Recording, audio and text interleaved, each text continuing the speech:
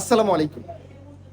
আপনারা একটি বিষয় কি খেয়াল করেছেন যে মানুষ মৃত্যুর পরে যখন মিলাদের কথা আসে, মিলাদ পড়াতে চায়, তখন টাকার কথা বললে সবাই টাকা দেয়, কিন্তু ওই মানুষটা মৃত্যুর আগে 500-1000 টাকা খুঁজে পায় নাই, চেষ্টা করেও পায় নাই, কেউ দেয় নাই ওষুধ খাওয়ার জন্য। আপনার মানুষ সুস্থ থাকতে যদি আপনার তার পাশে কেউ না দাঁড়ায়, মৃত্যুর পরে 500 মানুষকে আপনি খাওয়ায় কি হবে বলেন তো? আমি আমার পিছনে যে মানুষটা আছে উনি ক্যান্সারের মতো মারাত্মক রোগে আক্রান্ত। এখন এই মানুষটার নাম হচ্ছে আপনার সেলিম ভাই, ওনার বাড়ি হচ্ছে শোষাক।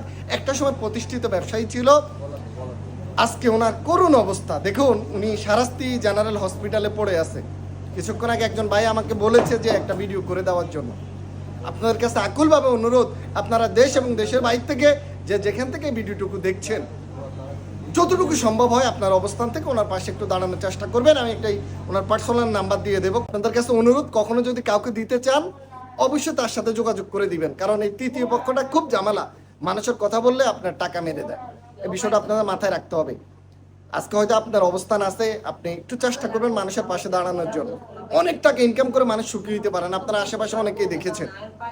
প্রত্যেকটা সম্পদের জাকাত আছে, মানুষের জন্যই মানুষ। আজকে হয়তো উনি খারাপ অবস্থায় পড়েছে, আগামীকাল আপনিও হতে পারেন, আমিও হতে পারি পরিস্থিতির শিকার।